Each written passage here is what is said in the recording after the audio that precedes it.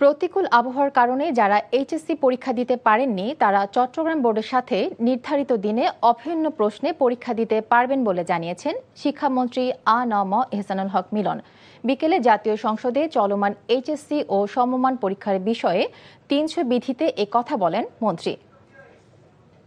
চট্টগ্রাম শিক্ষা বোর্ডের বাইরেও ঢাকা সহ দেশের কিছু কিছু জেলায় বিচ্ছিন্নভাবে কিছু পরীক্ষার্থী বৈরী আবহাওয়া ও বহুবিধ কারণে নির্ধারিত পরীক্ষায় অংশগ্রহণ করতে পারেনি।